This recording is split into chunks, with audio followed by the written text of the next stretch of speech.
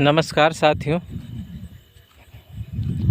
अब सरकार को सोचने का समय आ गया है कि वो बहाली की प्रक्रिया कैसे शुरू करेगी और मानव संसाधन को विकास के उच्चतम स्तर पे कैसे ले जाएगी। ये सरकार का दायित्व भी है, सरकार का कर्तव्य है कि ये दोनों मुद्दे पे अच्छे तरीके से सोचे। बात ये सिर्फ नौकरी की नहीं है दोस्तों, बात है कि आज जो बच्चे बिहार के स्कूलों से पास हो रहे हैं, क्या उनके सर्टिफिकेट के मुताबिक क्या उनके अंदर वो नॉलेज है? और यदि नहीं है तो ये बहुत ही सोचने का विषय बनता है, क्योंकि जिस लेवल से 80% 90% बच्चों को मिल रहे हैं, 70% एवं बच्चों को मिल जा रहा है, पासिंग जो है मतलब कि परसेंटेज जो है पास करने का बहुत अच्छा जा रहा है। अच्छी बात है, हर एक सरकार में काम होना चाहिए और शायद ये सरकार भी कर रही है ऐसा काम कि बहुत अच्छे तरीके से बच्चे पास कर रहे हैं। लेकिन क्या बिना स्कूल में टीचर का बच्चे इतने अच्छे मार्क्स क्यों, इतने अच्छे तरीके से पास क्यों हो जा रहे हैं, इतने अच्छे मार्क्स कैसे आ रहे हैं? बात ये सोचने की है। और यदि ऐसा नहीं है, मतलब सर्टिफिकेट के मुताबिक यदि उसके पास नॉलेज नहीं है, तो ये बहुत ही गंभीर समस्या बन जाएगी आने वाले समय में। गंभीर समस्या का मतलब ये है कि आपके पास परसेंटेज होगा, मार्क्स होगा, लेकिन यदि आपके पास नॉलेज नहीं होगा तो आने वाले टाइम में आप बेरोजगार हो जाएंगे। और आने वाले समय में बेरोजगारी की यदि सारे कुछ परसेंटेज छोड़ दिया जाए तो 80 to 90% बच्चे बेरोजगार ही हो जाएंगे, जो कि एक बहुत बड़ा तादाद बेरोजगारों का रोड पे आने वाले 10 साल 5 साल के अंदर खड़ा होने वाला है। और सरकार को इस पे, जो सरकार रूल कर रही है उस सरकार को इस पे सोचने की ज़रूरत है, क्योंकि हम यही सरकार, चाहे तो आने वाली कोई और भी सरकार, इसे ही संसाधन की तरह यूज करने वाली है। इसलिए मैंने बोला कि मानव संसाधन को उच्चतम स्तर तक ले जाने के लिए अब सरकार को सोचना चाहिए, क्योंकि बिहार के बच्चे चाणक्य बन सकते हैं, चंद्रगुप्त बन सकते हैं। तो ये कहा जाता है कि चाणक्य चंद्रगुप्त बन सकते हैं, तो इन्हें मज़दूर क्यों बनाया जाए भाई? बीए करके, एमए करके लोग बाहर में जाके लोहा फैक्ट्री में, मतलब स्टील प्लांट में काम क्यों करें? लोहा गलाने में क्यों लगे रहें? परचून का दुकान पे जाके मजदूरी क्यों करें?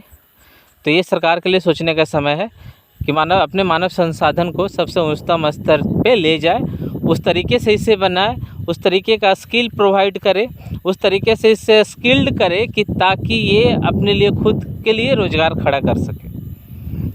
और नहीं तो इनके सिस्टम में ऐसा कुछ करना चाहिए कि इन्हें सिस्टम खुद अपने तरीके से ले, नौकरी ही दे भाई, लेकिन दे।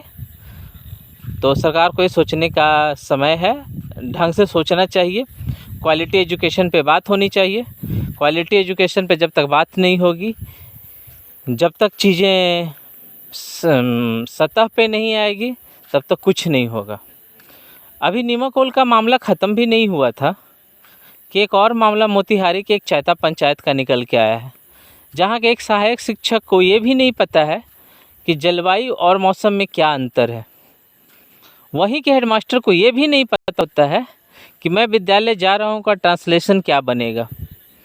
तो जिनसे ये जलवायु और मौसम का प्रश्न पूछा जाता है, सोशल मीडिया पे मैं देख रहा था आज कि कोई मुकुल कुमार करके एक टीचर है, सहायक टीचर, उनको जलवायु और मौसम का डिफरेंसेस क्या होता है वो नहीं पता है।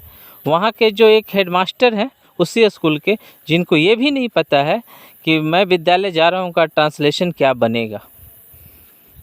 तो ये सारे विषय बहुत सोचनीय हैं और इस पे बहुत अच्छे तरीके से, ख़ास करके आज के जो भावी शिक्षक हैं उनको काम करने की ज़रूरत है।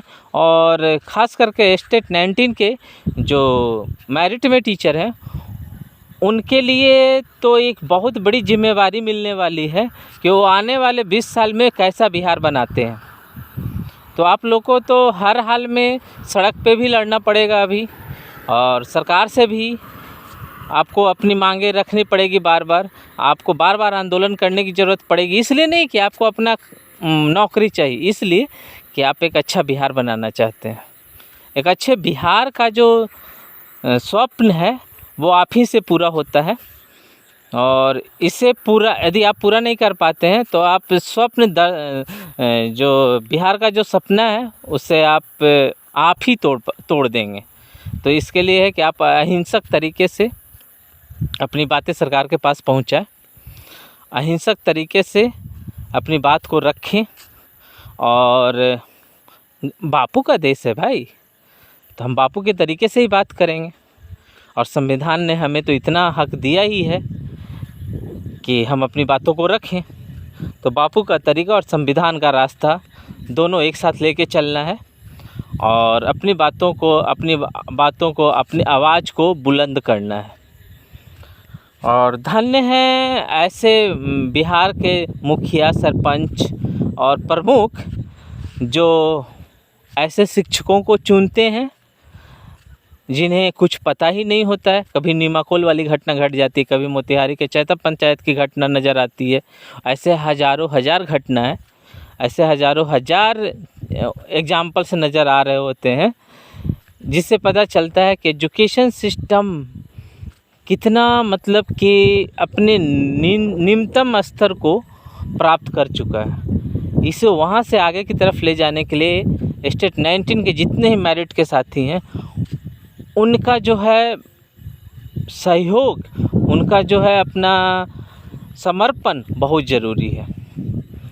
और धन्य है बिहार सरकार जो ऐसे टीचरों को पेमेंट कर रही है, जो बिहार के जो जनता है उनके टैक्स के पैसों को जिस स्कूल से ऐसे बच्चे निकलेंगे जिसका कोई आप कल्पना भी नहीं कर सकते हैं। ऐसे बच्चे निकलेंगे जिन्हें सही से न ट्रांसलेशन पता होगा, न सही से मैथमेटिक्स पता होगा, न सही से मौसम और जलवायु में डिफरेंसेस पता होंगे, न सही से फिजिक्स पता होगा, न केमिस्ट्री पता होगा। मतलब ओवरऑल समझा जाए कि सर्टिफिकेट तो होगा लेकिन नॉलेज नहीं होगा उनके पास, और ये बाद में माइग्रेट करने के लिए अपने आप को मतलब कि प्रेशराइज भी होंगे और तैयार भी करना पड़ेगा। जब आपके पास नॉलेज नहीं है तो कहाँ जाएंगे?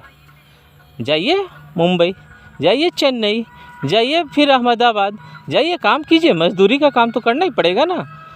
और ये स्टेट 19 के ही जो शिक्षक हैं यही आने वाले 20 साल बाद जो बच्चे तैयार करेंगे वो देखने लायक रहेगा। थैंक यू दोस्तों।